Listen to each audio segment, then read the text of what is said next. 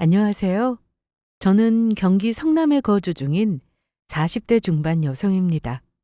얼마 전 시아버님께서 돌아가신 뒤 남편과 이혼했어요. 13년의 결혼 생활을 정리하니 후련하면서도 마음이 싱숭생숭합니다. 남편을 그리워하거나 다시 전으로 들어가고 싶은 마음은 결코 아니에요. 그저 그간의 시간과 기억들이 계속 제 머릿속에 남아있기 때문에 심란한 마음을 안고 있는 것뿐입니다. 남편은 결혼 생활 중 아픈 아버님을 제게 버려두고 다른 여자와 외도를 저질렀어요. 그런 쓰레기만도 못한 인간에게 아쉬움 따위는 눈꼽만큼도 없습니다. 다만 제게 모든 것을 주고 편안히 눈을 감으신 아버님 생각에 헛헛한 기분만 존재합니다. 아버님은 제게 친아빠와 같은 분이셨거든요. 아버님도 저를 딸처럼 대해 주셨고요. 그러니 더욱 마음에 맴도는 게 당연한 거겠죠. 지금 제 곁에 아버님은 계시지 않지만 이렇게라도 기억하고자 사연을 보냈습니다. 그럼 그간에 있었던 아버님과 저의 이야기를 들려드릴게요. 저는 부모님의 이혼으로 엄마와 함께 살았습니다. 제 친아빠라는 사람은 여자의 눈이 멀어 본처고 자식이고 다 내팽개친 사람이에요. 그래서 아빠와의 추억이 별로 없습니다. 제가 기억하는 모습은 엄마와 저를 둔 채 매정하게 집을 나가던 뒷모습 뿐이에요. 처음에는 우리를 버린 아빠가 믿기도 했지만 언젠가 돌아올 거라는 희망을 가지고 있었습니다. 그런데 1살, 2살 아무리 나이를 먹어도 아빠는 돌아오지 않으셨어요. 그렇게 희망은 분노로 바뀌었고 더 이상 아빠를 기다리지 않았습니다. 고달프고 힘든 인생의 원망을 다 아빠에게 돌렸고 우리를 버리고 간 아빠를 용서할 수 없었습니다. 제게 아빠란 존재는 증오 그 자체였죠. 힘든 형편이었지만 엄마는 끝까지 저를 책임지셨습니다. 아빠가 주지 못하는 사랑까지 주고자 많이 노력하셨어요. 그렇게 힘든 세상을 버티고 살 수 있었던 것 같습니다. 나중에 어엿한 직장인이 되면 엄마에게 꼭 효도하리라 다짐하며 나름대로 행복한 꿈을 꾸며 살았죠. 그러다 제가 23살이 되었을 때 엄마는 효도할 기회조차 주지 않고 제 곁을 떠나셨습니다. 56세라는 젊은 나이에 사고로 눈을 감으셨어요. 엄마는 제 전부와도 같았는데 그런 엄마를 한순간에 잃고 나니 숨 쉬는 것조차 괴로울 정도로 힘들었습니다. 그때 남편을 만났어요. 어린 마음에 너무 힘들어서 친구와 술을 마시다 옆 테이블에 있던 남자들과 같이 마시게 되었습니다. 그 당시 남편은 제게 첫눈에 반했다고 했어요. 저는 누군가를 만날 생각에 없던 터라 딱히 만남을 이어가고 싶지 않았는데 친구가 남편에게 대신 제 연락처를 알려주게 되면서 우리의 만남은 지속되었습니다. 남편은 계속해서 제게 많은 관심을 줬고 저는 그걸 밀어내기를 반복했어요. 10번 찍어 안 넘어가는 나무 없다고 남편의 계속되는 구애에 어느 순간 제 마음이 열리고 말았습니다. 엄마 말고 다른 사람에게 사랑받아 본 적 없었기 때문에 남편이 주는 관심과 사랑이 좋으면서도 어색했던 것 같아요. 어쨌거나 온전히 마음을 열고 나서 정식으로 연애를 시작했고 많이 의지하며 지냈습니다. 그러다 결혼도 하기 전에 아이를 갖게 됐죠. 안녕하세요, 아버님. 처음 뵙겠습니다. 어서 와요. 결혼 허락을 받고자 시댁에 처음 인사드리러 갔을 때 저를 반겨주셨던 아버님. 그때 처음 본 아버님의 얼굴을 아직도 잊을 수가 없습니다. 연애하면서 알게 된 사실인데 남편 역시 저와 같은 아픔을 가지고 있더라고요. 남편이 어릴 때 시모 역시 바람나서 집을 나갔다고 했습니다. 그래서 아버님과 단둘이 살았다고 하더군요. 그래서 그런가 집안에 여자가 없다는 걸 증명이라도 하듯 호라비 냄새가 진동했습니다. 덥수룩한 머리와 수염, 깔끔하지는 않지만 투박하게 정돈된 살림살이. 누가 봐도 남자들만 있는 집이었죠. 그래, 아이를 가졌다고? 네. 그럼 배불러 오기 전에 얼른 식 올려야 되겠네. 알다시피 이 녀석이 제대하고 직장 들어간 거라 모아놓은 돈이 별로 없어요. 우리 집 형평도 넉넉치 않아서 집 마련하라고 보태줄 돈도 없고. 불편하겠지만 여기서 같이 지내는 게 어때요? 남편도 그렇고 저도 그렇고 이제 막 직장 생활을 시작한 터라 모아놓은 돈이 많지 않았습니다. 그렇다고 대출받아서 집을 마련하기에도 한계가 있었고 가진 것 없는 사람일수록 악착같이 모으며 살아야 한다고 생각했기에 저는 시댁에서 신혼방을 차리겠다고 했어요. 솔직히 시아버지를 모시며 사는 게 쉬운 건 아니죠. 하지만 저희에게 큰 별다른 선택지가 없었습니다. 그리고 이상하게 무뚝뚝한 아버님이 싫지 않았어요. 아버님은 대놓고 챙겨주는 성격도 아니셨고 자상한가는 거리가 먼 무뚝뚝한 분이셨지만 그 속에서 따뜻한 마음이 느껴졌습니다. 뭔가 정이 같다고 해야 할까요? 아무튼 아버님과 함께 지내는 것에 큰 부담감이 없었고 그렇게 우리는 간단하게 식만 올리고 정식으로 부부가 되었습니다. 남편 방에서 신혼방을 차리고 살게 되었죠. 아버님, 식사하세요. 뭐야, 국간이 왜 이래? 너무 짜잖아. 그래? 맞춘다고 맞춘 건데. 어머, 진짜 짜네? 아까 간 볼 때만 해도 괜찮았는데? 무슨 국을 이렇게 짜게 끓여? 미안해. 얼른 차린다고 서두르다가 실수했나 봐. 아버님 잠시만요. 제가 얼른 물 넣고 다시 끓여볼게요. 됐다. 먹을만하다. 출근 준비한다고 바쁠 텐데 그냥 앉아서 먹어라. 출산 전까지 일하기로 해서 남편과 맞벌이하며 며느리의 역할도 최선을 다하려고 노력했어요. 그러나 몸이 무거워 힘들기도 하고 일 때문에 바쁘다 보니까 종종 실수하는 일이 생겨났습니다. 그럴 때마다 아버님은 아무렇지 않다는 듯 너그럽게 이해해 주셨어요. 남편은 짜다고 국에 손도 안 댔는데 아버님은 한 그릇 뚝딱 다 비우고 일어나셨습니다. 제가 먹어도 짜다 느꼈는데 아버님은 아무렇지 않다는 듯 그걸 다 드셨습니다. 이런 사소한 일이 반복되면서 아버님은 참 따뜻한 분이시구나 라는 걸 느꼈어요. 한 번은 늦은 밤 퇴근하고 돌아오던 날이었습니다. 갑작스럽게 회식이 잡혀서 밤늦게 집에 간 적이 있어요. 겨우 막차를 타고 집 근처에서 내린 뒤 밤길을 혼자 걸어가는데 누군가 따라오는 느낌이 들더군요. 그래서 슬쩍 돌아봤는데 어떤 남자가 모자를 푹 눌러 쓴 채 저를 따라오고 있었습니다. 그냥 같은 방향인가 보다 생각할 수 있지만 이상하게 느낌이 안 좋았습니다. 괜히 나한테 해코지 하면 어쩌지? 하는 생각에 순간적으로 무서워서 걸음을 재촉했어요. 최대한 빠른 걸음으로 집을 향해 걸어가는데 그 남자도 계속해서 저를 따라오고 있었습니다. 너무 무서워서 핸드폰을 꺼내 남편에게 전화를 걸었는데 도무지 받을 생각을 안 하더군요. 남편이 핸드폰을 두고 다른 걸 하고 있나 싶어서 시댁집으로 전화를 걸었어요. 그런데 아버님께서 전화를 받으셨습니다. 여보세요? 아버님, 저예요. 새약이냐? 네, 그이가 전화를 안 받아서 집으로 전화했어요. 방에서 자는 것 같은데 왜? 무슨 일이 있냐? 아니, 그게 밤길이 조금 무서워서 마중 좀 나와달라고 하려고 했어요. 뒤에 누가 따라오는 것 같아서. 잠들었으면 어쩔 수 없죠. 거의 다 왔으니까 얼른 갈게요.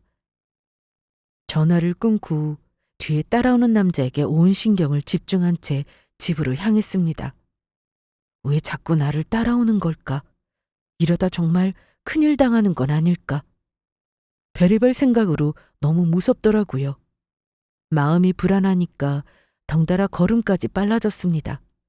거의 반 뛰다시피 했고 저를 따라오던 남자 역시 빠르게 쫓아갔어요. 이러다 잡히겠다 싶은 순간 아버님의 목소리가 들렸습니다. 대아가! 아버님! 아버님의 등장에 뒤따라오던 남자는 그냥 저를 지나쳐갔습니다. 그 모습에 저는 안도의 한숨을 쉬었고 그제야 아버님의 모습이 눈에 들어오기 시작했어요. 헐레벌떡 나오셨는지 숨을 헐떡이고 계셨고 신발을 짝짝이로 신고 있으시더군요. 아버님 신발이... 제가 신발을 쳐다보자 아버님 역시 고개를 숙여 신발을 쳐다보셨고 그제야 짝짝이로 신고 왔다는 걸 알아차리셨습니다. 민망하셨는지 고개를 돌려 헛기침만 해대셨어요. 그이 대신 저 마중 나오신 거예요? 마중은 무슨... 그냥 잠이 안 와서 운동하러 나왔다. 밤이 늦었으니 얼른 들어가야지. 아버님은 괜히 멋쩍어서 아무 일 없다는 듯 집으로 향하셨지만 저는 알 수 있었습니다. 걱정되는 마음에 정신없이 한달음에 달려오셨다는 걸 말이죠.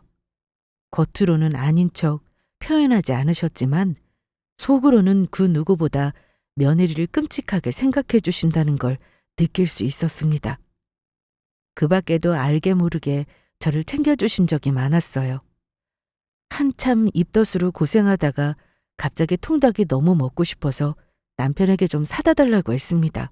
그러자 남편은 귀찮다는 듯 알아서 시켜 먹으라고 하더군요. 저녁 먹은 지가 언젠데 뭔 통닭이야. 입덧 때문에 제대로 먹지도 못했잖아. 갑자기 통닭이 먹고 싶은데 어떡해. 뱃속에 아기가 먹고 싶나 봐. 그러지 말고 당신이 좀 사오면 안 돼? 아이, 피곤해 죽겠는데 진짜. 아, 왜 이렇게 귀찮게 구냐? 그렇게 먹고 싶으면 그냥 시켜 먹어. 내가 먹고 싶은 건 저기 밑에 있는 전기구이집 통닭이란 말이야. 거기 배달 안 되잖아. 그냥 좀 사다 주면 안 돼? 내가 자주 이러는 것도 아닌데? 아이, 몰라, 귀찮아. 아, 직접 가서 사 먹으면 될 것이지 왜 날 시키고 난리야. 그러면 같이 가자. 밤길이라 혼자 가기 무서워서 그래. 같이 가기는 무슨. 그냥 참고 자. 하루 종일 일하다 이제 누워서 좀 쉬려는데 통닭은 무슨. 그것 좀 안 먹는다고 뱃속 애가 잘못되는 것도 아니니까 그냥 참아. 아이씨, 피곤해. 나 잘 거야. 말 시키지 말고 불이나 꺼. 남편은 몸을 휙 돌아눕더니 이불을 머리끝까지 올려버렸습니다. 더 이야기해봤자 그만 귀찮게 하라고 난리칠 것 같아서 하는 수 없이 불을 끄고 거실로 나왔어요. 마침 아버님께서 TV를 보고 계시더군요. 저는 부엌에서 물을 한 잔 마시며 남편 말대로 그냥 참고 잘까 싶었는데 눈앞에서 자꾸만 통닭이 아른거렸습니다.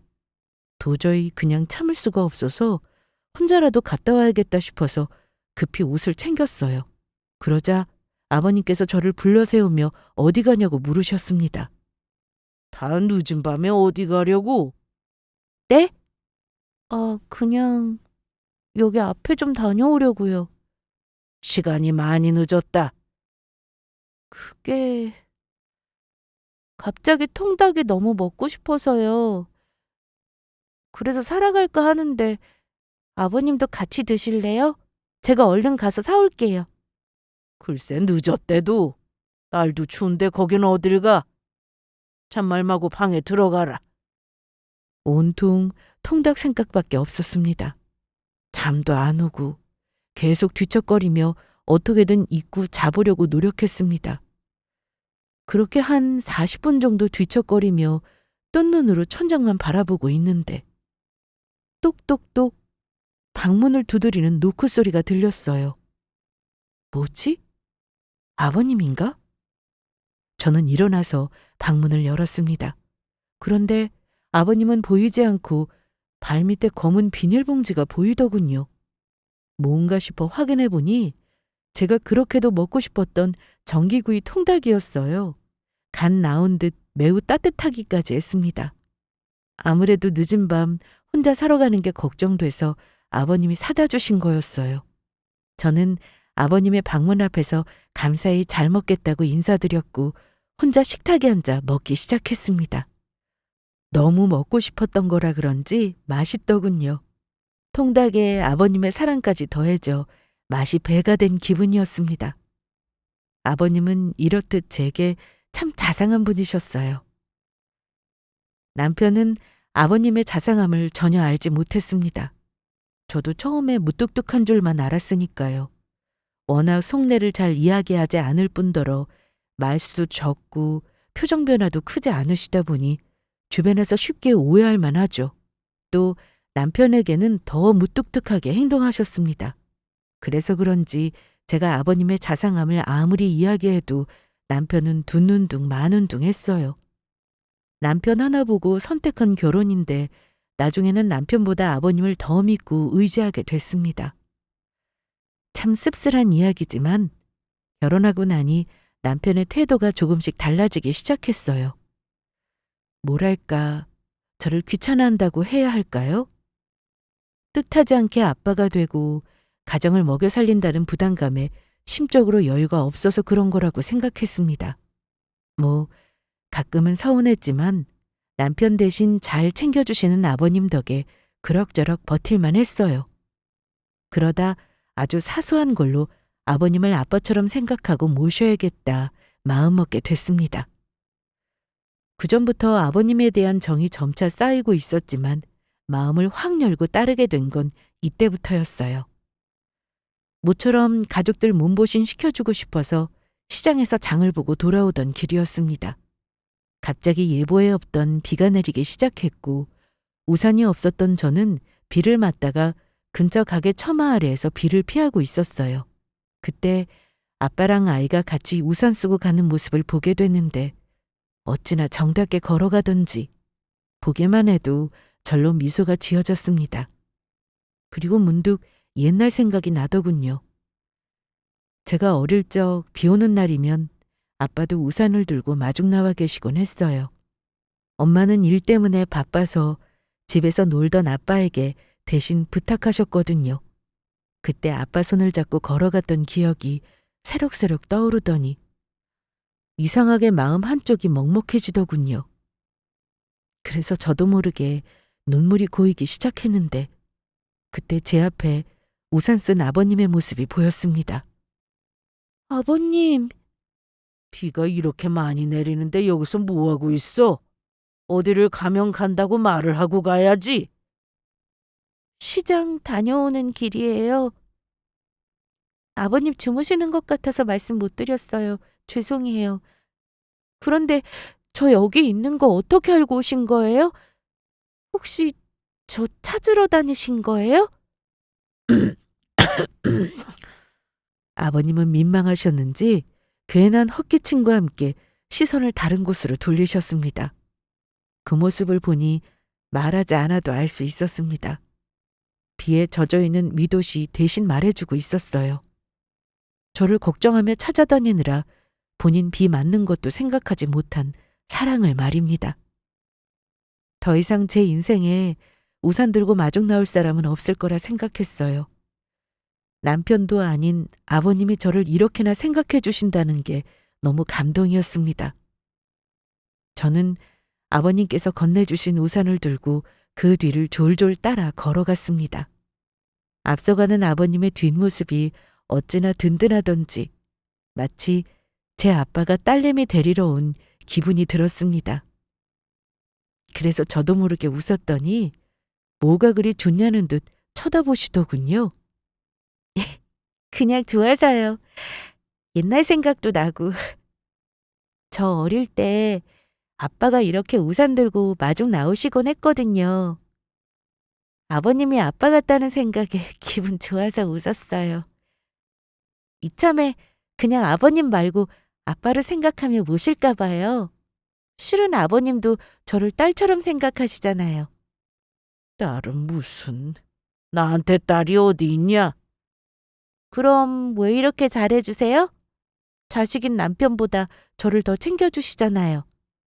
챙겨주기는 내가 언제? 그동안 알게 모르게 많이 챙겨주셨잖아요. 그래서 늘 감사하게 생각하고 있어요. 예뻐해 주신 만큼 앞으로 제가 잘 모셔야겠다 생각했는데 이왕 모시는 김에 그냥 아빠라고 생각하고 모실래요. 친아빠란 사람은 저를 버렸지만 왠지 아버님은 끝까지 저 안 버리실 것 같아요. 그래서 아빠라고 생각하고 싶어요. 제게 없는 아빠란 존재를 아버님께서 다 채워주고 계시니까요. 별소리를 다 하는구나. 비 많이 내린다. 어서 가자. 그날 아버님의 표정을 힐끗거리며 살펴봤는데 싫지 않은 듯 살짝 미소를 짓고 계셨습니다. 이래서 사람은 겉모습으로 판단하면 안 된다고 하나 봐요. 겉이 차갑다고 속도 그런 게 아닌데 말이죠. 이때부터 아버님을 아빠라 생각하며 살기로 마음먹었습니다. 아버님은 제게 든든한 울타리와도 같은 분이셨고 항상 제 편이 되어주셨죠. 말로는 무슨 아빠냐고 하셨지만 행동은 다르셨어요. 정말 아빠처럼 저를 잘 챙겨주셨습니다. 물론 투박했고 서툴렀지만 저를 생각해 주시는 마음만큼은 그 누구보다 컸어요. 그렇게 몇 년 동안 아버님을 아빠라 생각하며 모셨고 앞으로도 쭉 오랫동안 그렇게 살 생각이었습니다. 그러나 아버님의 생각은 달랐던 모양이에요. 몇 년 동안 잘 지내시다가 대뜸 통장 하나를 건네주며 이만 나가 살라고 하시더군요. 아버님, 갑자기 왜 그러세요? 분가라니요. 애도 더 커가는데 언제까지 같이 지내려고? 그동안 형편이 그래서 이 집에 얹혀 산 거지. 이제는 돈도 어느 정도 모았잖냐? 적당히 살 집 마련해서 따로 살자꾸나. 싫어요. 그냥 지금처럼 아버님 모시면서 살래요. 글쎄 나가 살라니까. 다른 며느리든 시아버지 모시기 싫어서 냉큼 나가려고 하는데 너는 왜 같이 산다고 고집이냐? 저희 없으면 아버님 혼자 적적해서 어쩌시려고요. 제가 안 챙겨드리면 끼니도 대충 때우실 거잖아요. 내가 뭐 한두 살 먹은 애도 아니고 나 혼자 밥 하나 못 차려 먹을까 봐. 잘 챙겨 먹을 테니까 내 걱정 말고 너희끼리 잘 살아라. 정말 왜 이러세요? 저희가 뭐 잘못한 거라도 있어요? 갑자기 왜 나가서 살라고 하시는 건데요? 여태 같이 잘 지내셨잖아요. 이제 같이 사는 거 지겹다. 나 혼자만의 시간도 필요하고 손주는 우는 소리도 여간 시끄럽고 귀찮아. 손주사랑 끔찍하신 분이 갑자기 뭐가 귀찮다고 이러시는지 모르겠어요. 아버님, 무슨 일 있는 거죠? 하루아침에 나가서 살라는 게 말이 안 되잖아요. 더군다나 요즘 아버님 몸 상태도 안 좋은데 저희 없이 혼자 어쩌시려고요. 아프기는 그냥 감기 좀 걸린 거 가지고 너희 때문에 신경 써서 내 몸이 더 아픈 거다. 눈에 안 보이면 금방 나으니까 제발 좀 나가. 이제 얼굴 그만 보고 살고 싶어. 나는 그런 줄 알고 있을 테니까 서둘러 살집이나 알아봐라. 아버님은 갑자기 저희더러 나가라고 하셨지만 저는 그러고 싶지 않다며 고집 피웠습니다. 도대체 무슨 영문으로 이러시는지 갈피를 못 잡겠더군요. 아버님은 그저 우리가 싫고 귀찮다고만 하셨습니다. 솔직히 저희가 귀찮게 해봤자 얼마나 귀찮게 했겠어요. 살림이랑 육아는 다 제가 하는데 아버님이 신경 쓰실 건 하나도 없었습니다. 그런데 뭐 때문에 지겹다 싫다 하시는 건지 도통 모르겠더군요. 분명 제가 모르는 뭔가가 있다고 생각했고 한동안 아버님을 신경 써서 주의 깊게 살펴봤습니다. 그리고 며칠 후 따로 살자고 말씀하신 이유를 알게 되었죠. 아버님 방을 청소하다가 우연히 구석에 숨겨진 약봉투를 발견했습니다. 무슨 약인가 싶어서 약국에 가서 확인해 보니 글쎄 암 환자들이 먹는 진통제라고 하더군요. 그 약의 정체를 알자마자 따로 살자고 매몰차게 내쫓으려 했던 모습이 이해됐습니다. 저는 아버님 앞에 약봉투를 꺼내서 보여드리며 말했어요. 이것 때문에 저희더러 나가 살라고 하신 거예요? 이걸 네가 어떻게... 대체 언제부터 아프셨던 거예요? 아버님이 이렇게 아프신 줄도 모르고 저는 단순한 감기인 줄 알았는데 왜 진작 말씀 안 하셨어요? 혼자 참고 모든 걸 감내하려고 한 아버님을 생각하니 마음이 미어졌습니다. 본인 아픈 것도 서럽고 힘드셨을 텐데 이런 순간까지도 저를 생각하셨다는 게 무척 슬펐어요. 제 물음에 아버님은 어떠한 답도 하지 않으셨고 멍하니 약봉투만 쳐다보셨습니다. 확인해 보니까 이거 암 환자들이 먹는 약이라고 하던데 계속 숨길 작정이셨어요? 다른 것도 아니고 이렇게 큰 병을 숨기시면 어떡해요? 왜 저희를 못난 불효자를 만드시냐고요? 저희한테 조금이라도 짐되기 싫어서 나가라고 하신 거죠? 혼자 끙끙거리면서 아픈 거 참으려고. 아버님, 우리가 남도 아니고 아버님의 아들 며느리인데 이런 건 솔직하게 털어놓으셔도 되잖아요. 우린 가족이니까 힘들 때 서로 기대고 쉴 수 있잖아요. 이럴 게 아니라 당장 병원부터 가요. 아버님 상태가 어쩐지 제가 직접 알아봐야겠어요. 얼른 일어나세요. 얼른요. 됐다. 너희한테 뭐 하나 제대로 해준 것도 없는데 어떻게 내 병수발까지 들게 하냐? 나이도 있고 암덩어리도 커서 어렵다고 하더구나. 아득바득 더 살 마음도 없고 그냥 조용히 너희한테 짐 안 되게 떠나고 싶다. 누구 마음대로 떠나요?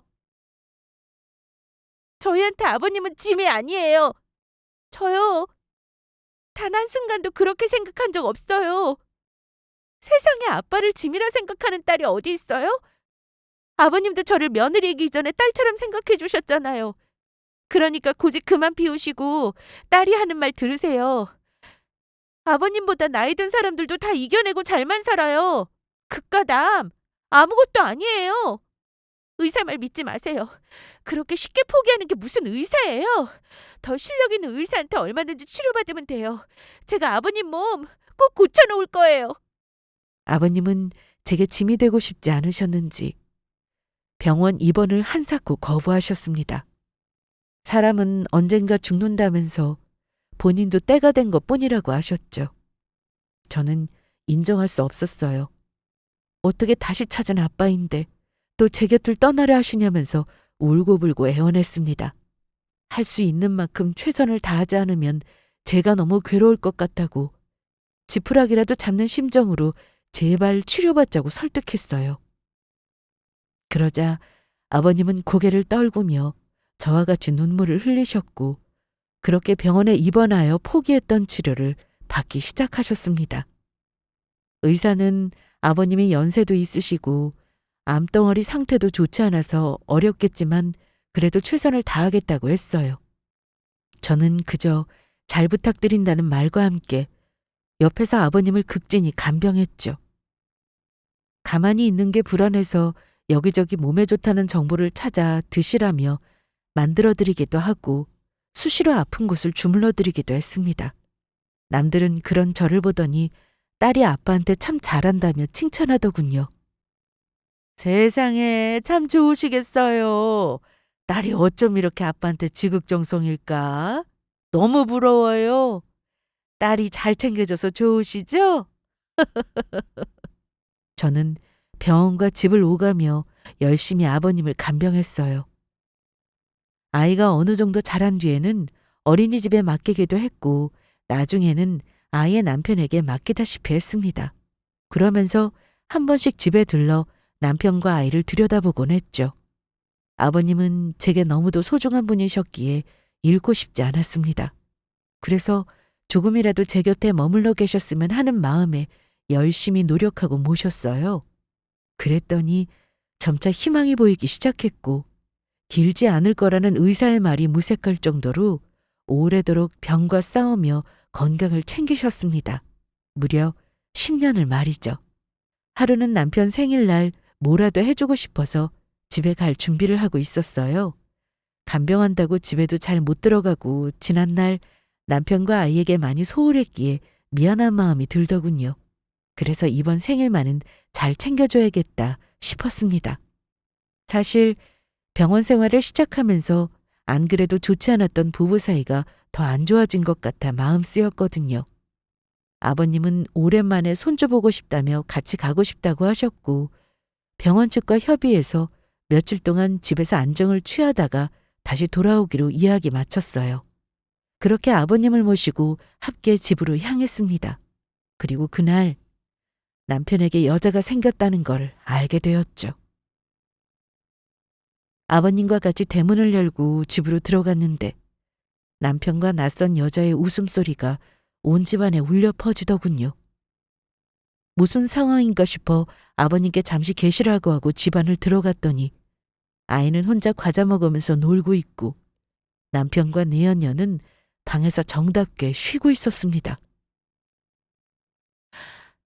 당신 지금 뭐 하는 거야? 이 여자는 누군데 내 방에 이러고 있어? 아이씨, 깜짝이야. 야, 너 뭐야? 집에 오면 온다고 미리 말해야 할 거 아니야? 내 집에 내가 오는데 미리 말하고 올 필요가 뭐가 있어? 왜? 저 여자 때문에 그래? 난 당신 생일이니까 따뜻한 밥이라도 챙겨 먹여야겠다 싶어서 온 건데 다른 여자랑 이러고 있을 줄 몰랐네. 대체 언제부터야? 당신 저 여자가 처음 아니지? 그동안 나 모르게 바람 피우고 있었던 거지.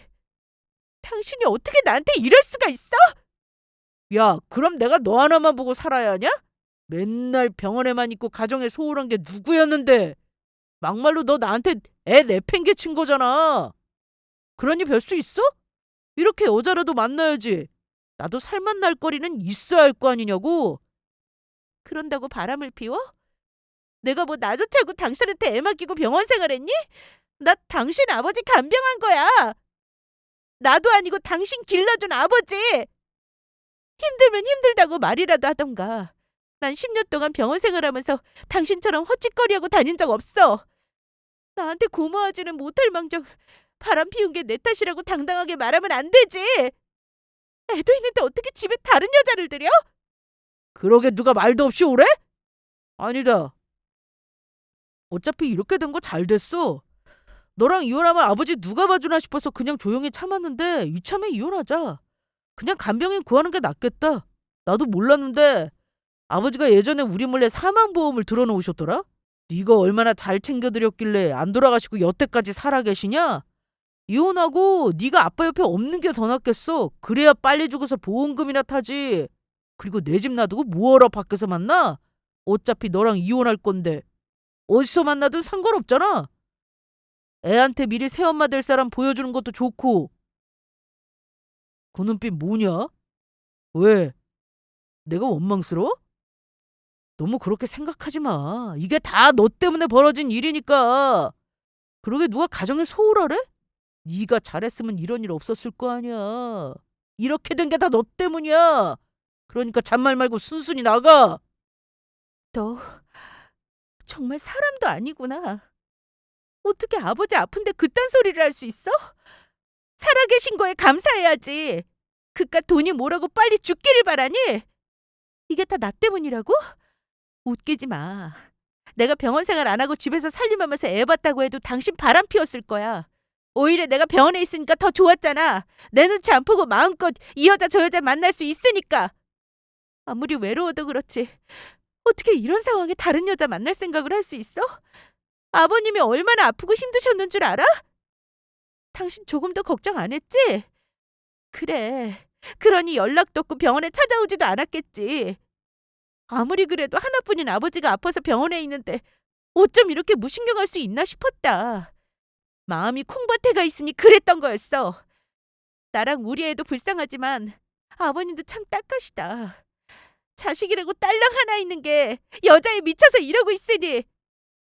그동안 아버님 모시기 귀찮아서 나랑 이혼 안 하고 버티느라 수고 많았네. 난 당신 이러고 있는 줄도 모르고 어떻게든 우리 가정 잘 지켜보려고 힘들어도 이 악물고 참았어. 병원 생활하는 게 쉬운 줄 알아? 당신 10년 동안 좁은 침대에서 제대로 잠도 못 자고 간병해 본 적 없지? 아픈 아버님에 비하면 아무것도 아니겠지만 그렇다고 무시할 정도는 아니야. 아픈 사람 곁에 있는 사람도 얼마나 힘든데. 그래도 나 다 참고 버텼어. 왜? 우리 가족 때문에. 10년이란 시간을 고생한 내게 어떻게 이럴 수 있니? 아이 그러니까 이혼하자는 거 아니야. 그동안 나 대신 우리 아빠 간병해줘서 정말 고맙다. 진심이야. 됐지? 이혼하면 그래도 내가 섭섭지 않게 조금 챙겨줄게. 너 혼자 살 방 한 칸 정도는 마련해준다 이 소리야. 아, 애는 내가 키운다. 뭐라고? 그게 무슨 소리야? 네가 뭔데 애를 키워? 나 아빠 간병한다고 일 관뒀잖아. 그 나이에 그 경력으로 들어갈 회사나 있겠냐? 너랑 살면 애만 고생이지. 지금 만나고 있는 여자친구 잘 키워준다고 했으니까 넌 신경 끄고 네 짐이나 챙겨서 나가. 남편의 말에 저는 큰 충격과 배신감이 들었고 어떻게 내게 이럴 수 있냐고 고래고래 소리치며 난동을 부렸습니다. 그간 가족들을 위해 헌신한 10년이란 시간이 한순간에 허무해지더군요. 마음 같아서는 남편과 저를 보고 비웃던 여자의 머리끄덩이라도 잡고 싶었지만 아들도 있고 밖에 기다리고 계신 아버님 생각에 차마 그러지 못했습니다. 더 이상 아무 말도 하지 못하고 터덜터덜 집을 나왔어요. 아버님은 그런 저를 보고 아무런 말씀도 하지 않으셨습니다.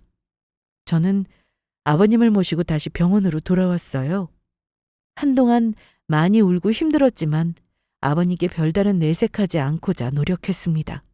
하지만 남몰래 흐느껴 울고 툭하면 눈이 퉁퉁 부어있는데 어찌 모를 수가 있겠어요. 그날 집에 다른 여자가 있는 걸 아버님도 다 보셨는걸요. 잠자코 지켜보시다 안 되겠다 싶었는지 어느 날 이런 말씀을 하셨습니다. 못난 아들을 둔 아비로서 대신 미안하다면 사과하셨어요. 그리고는 본인이 빨리 죽어야 제가 편해질 텐데 너무 오래 살아서 미안하다고 하셨습니다. 그런 말씀 마세요. 저는 아버님이 이렇게 오래 살아 계시니 얼마나 좋은지 몰라요. 위도 떠났는데 아버님마저 떠나시면 저 혼자 어떡하라고요. 그래도 내가 널 힘들게 하는 것 같아 미안하구나. 이렇게 누워만 있고 아무것도 해줄 수 있는 게 없어서 미안하다. 다 자식을 잘못 키운 내 죄지. 그러니 넌 조금도 자책할 것도 없어. 이게 다 나 때문에 벌어진 일이야. 내가 자식을 제대로 키웠어야 했는데 다 늙고 힘도 없어서 정신 차리게 혼쭐 내지도 못하고 정말 미안하구나. 누구의 잘못인지 뻔히 아는데 아버님은 본인 때문에 벌어진 일이라며 제게 미안해 하셨습니다. 그래서 저는 아버님 잘못 아니라며 흐르는 눈물을 닦아드렸고 아버님 역시 묵묵하게 제 손을 잡아주셨어요. 그렇게 아버님은 몇 주 동안 시름시름 앓으시며 몸 상태가 부쩍 안 좋아지셨습니다. 의사는 그동안 버틴 게 용한 거라면서 이제 그만 아버님을 보내줄 때라고 하더군요. 이렇게 된 게 다 그날 일 때문인 것 같았습니다. 그날 집에 가지만 않았어도 아버님은 계속 기운을 차리셨을 텐데 괜히 내가 집으로 모시고 가는 바람에 안 좋은 꼴을 보여드린 것 같아 마음이 좋지 않더군요. 하긴 그날 일이 아버님께 큰 충격이었을 거예요. 믿었던 아들에게 배신당했으니 말이죠. 겉으로는 바쁜 아들 뭐하러 오냐고 하셨지만 그래도 언제 오나 기다리곤 하셨습니다. 좀 괜찮냐고 연락 한 통 없는 아들을 기다리셨어요. 그 마음을 하니까 제가 다 괴롭더군요. 그렇게 아버님의 몸 상태는 날로 안 좋아졌고 결국 의사는 마음의 준비를 하라고 했습니다. 그리고 정확히 한 달 뒤 아버님은 제 손을 꼭 잡은 채 편히 눈을 감으셨어요. 마지막에 어떠한 말씀도 하지 않은 채 그저 눈물 맺힌 눈빛으로 저를 한동안 쳐다보다가 웃어주셨습니다. 그게 아버님의 마지막 모습이었죠. 남편에게 연락해서 아버님의 임종 소식을 알렸지만 그 순간에도 내언니와 함께 있느라 마지막 순간을 놓치고 말았어요. 이미 두 눈을 감고 따뜻한 온기가 식은 다음에야 남편은 병원에 도착했습니다. 장례를 치르는 내내 뭐 잘한 게 있다고 상주 완장을 차고 제게 필요 없다면서 가라고 하더군요. 그러고는 뻔뻔하게 내언녀를 데리고 와서 며느리 행세를 하려고 했습니다. 이제 내가 알아서 할 테니까 그쪽은 가봐요. 네가 뭔데 알아서 한다는 거야. 내 아버님이야. 넌 빠져. 저기요. 어차피 둘이 이혼할 거잖아요. 미리 정리해서 납을 거 없지 않아요? 아, 혹시 아버님 재산이나 뭐 보험금 바라고 이러나? 그런 거라면 적당히 챙겨줄 테니까 돌아가요. 끼리끼리 논다더니 너도 사람 아니구나. 내가 지금 그깟 돈 때문에 일하는 것 같아? 아버님은 내게 아빠나 다름없는 분이셨어. 마지막까지 내 걱정이 울기만 하신 분이라고.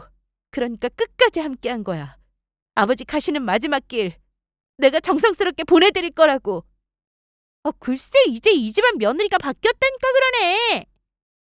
그동안 남편 바람 피우는 것도 모를 정도로 둔한 줄 알았는데 이제 보니 정말 여우였네. 어떻게든 더 뜯어내려고 개수작 부린 거 내가 모를 줄 알아? 이 집안 돈은 다 이제 내 거야. 내가 안방 주인이라고. 내 말 안 들으면 후회할 텐데. 네 자식 구박받으면서 크는 꼴 보고 싶어?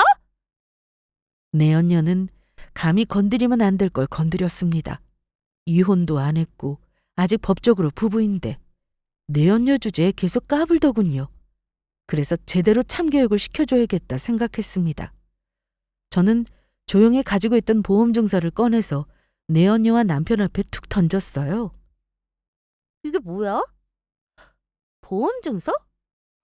이거 오빠 아빠가 든 생명보험 아니야? 이걸 왜 이 여자가 가지고 있어? 뭐? 뭔 소리야? 내연녀의 말에 남편은 서둘러 보험 증서를 살펴보기 시작했습니다. 그리고 보험금 수령자란에 제 이름이 적혀 있는 걸 보고 놀라서 큰 소리 쳤어요. 야, 이거 뭐야? 여기 네 이름이 왜 있어? 분명 내 이름이 적혀 있었는데? 그래. 네가 확인할 때만 해도 네 이름이 적혀 있었지. 그런데 한 달 전에 바뀌었어. 아버님이 내게 물려주신다고 수령인을 바꾸셨거든. 뭐? 네가 뭔데 아빠 보험을 타? 자식인 내가 멀쩡히 살아있는데. 너 뭐야? 처음부터 이럴 계획으로 아빠 옆에서 붙어 있었냐? 옆에서 살살 꼬드겨서 보험금 갈아채려고? 내가 넌 줄 아니? 너야 돈에 눈이 멀어서 얼마든지 그러고도 남겠지만 난 아니야. 진심으로 아버님을 위했어. 하나밖에 없는 자식이란 게 여자에 미쳐서 아버지가 아프거나 말거나 관심도 없었잖아. 그러니 이렇게 내게 물려주신 거 아니겠니? 그러게 잘했어야지. 이게 다 네가 자초한 결과야. 그리고 내가 하나만 더 알려줄게. 10년 동안 병원에 한번 찾아오지 않은 아들을 계속 기다리셨어. 그렇게 못난 아들도 자식이라고 보험금 물려줄 생각하고 계셨다고. 그런데 그날 네가 하는 짓보다 생각이 달라지셨는지 수령인을 나로 바꾸시더라. 사실 그때 내가 집으로 찾아간 날 아버님하고 함께 갔었거든. 아버님 아마 현관 문 앞에서 우리가 하는 이야기 다 들으셨을 거야. 뭐라고? 보험금 때문에 본인이 빨리 죽기를 바라는 아들의 속마음을 다 들으셨다고! 너 때문에 아버님이 얼마나 상처받고 힘들어하셨는 줄 알아? 이 모든 게 다 본인이 아파서 벌어진 일이라고 괴로워하셨어. 아무리 무심한 아들이라도 끝까지 우리 가정을 지킬 줄 아셨나 봐. 그래서 보험금 받으면 나와 행복하게 살기를 바라셨대.